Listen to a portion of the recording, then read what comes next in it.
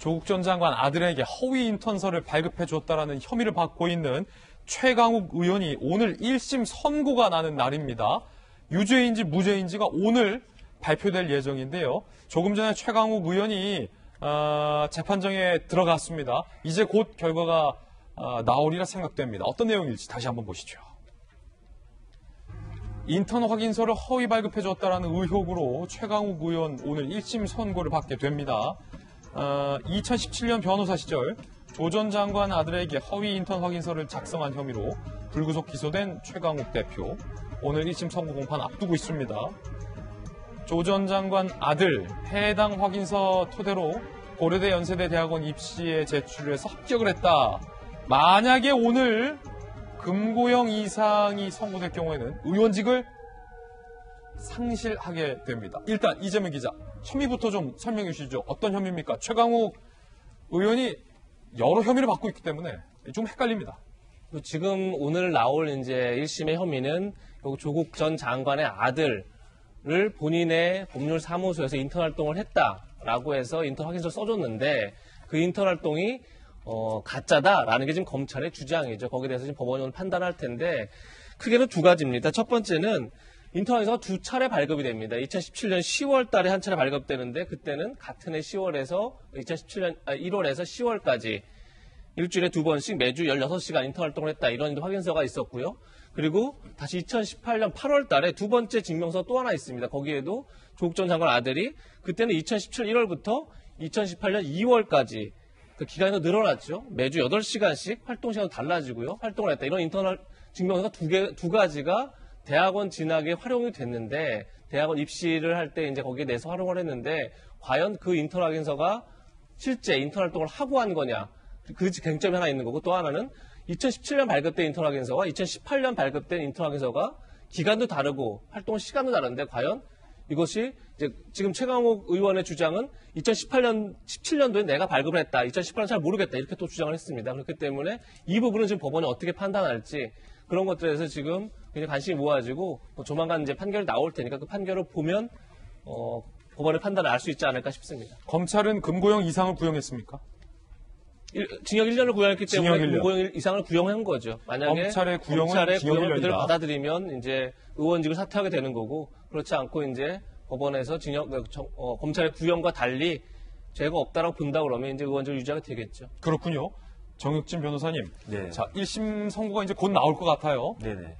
의원직이 달린 문제고 역시 조국 전 장관 부부의 자녀 교육 비리 의혹과 연관이 된 거고 네. 비록 최강욱 대표는 또 다른 혐의로 또 기소가 되기도 했는데 자, 오늘 재판 지금 이제 막 진행이 될 것 같은데 어떻게 전망하십니까?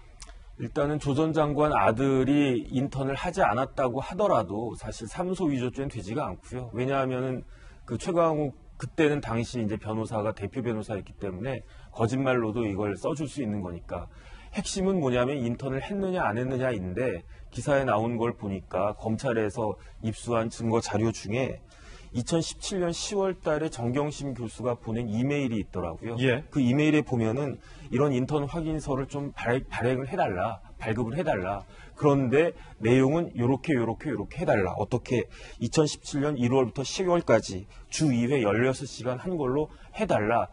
만약에 굳이 이런 그 이메일이 필요 없지 않았겠습니까? 실제로 그렇게 했다라고 하면 그 부분을 이제 검찰이 의심을 하는 거고 또 최강욱 변호사가 그 근무했던 대표로 있던 그 로펌이 그렇게 큰 로펌은 아니니까 사실은 이제 직원들 몇 명 안 되고 변호사도 그렇게 많지 않고 그런 로펌이거든요.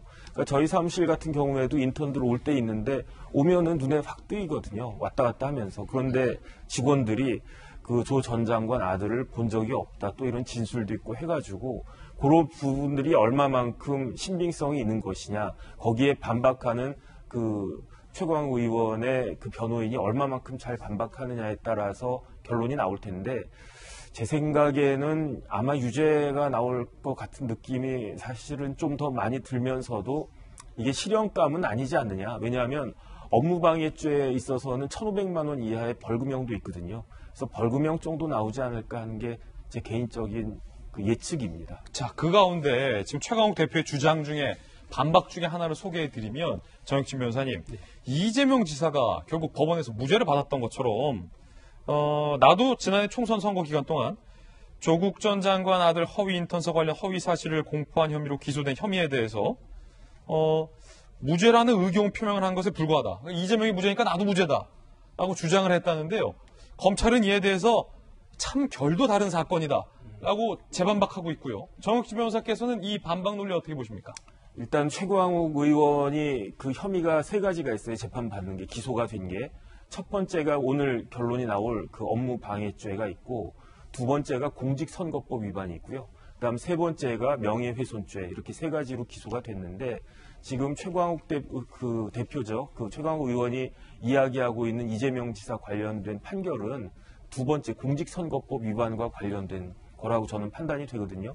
그래서 그 판결문 그러지 않아도 오늘 아침에 제가 이재명 지사 그 대법원 판결을 봤는데, 거기에서는 허위 사실을 공표를 할 때, 그때 이렇게 여러 명이 그 TV 토론회 같은 걸 할 때에는 준비되지 않은 상태에서 말이 나갈 수가 있다. 그렇기 때문에 의도적으로 고의적으로 허위 사실을 이야기한 것이라고 보기는 어렵지 않겠느냐.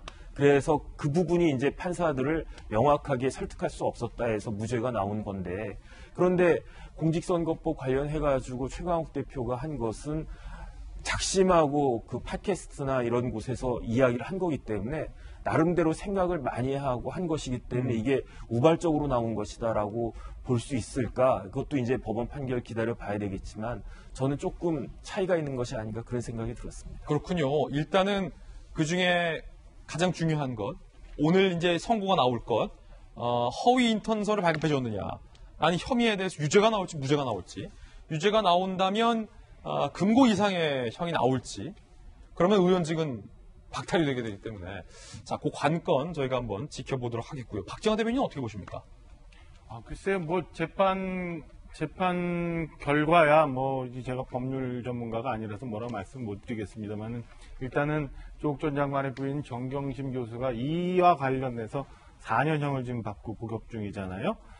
그래서 글쎄 이게 지금 정혁진 변호사 말씀하신 것처럼 이게 결코 이렇게 가벼울까라는 일반적인 생각이 좀 듭니다. 근데 그 법률적인 판단 이전에 지금 뭐 허위, 가짜, 뭐 이게 얼마나 많이 나오는지 저도 좀 혼돈스러울 정도고, 얼마나 많은 재판을 받고 있는지 좀 막 그런데,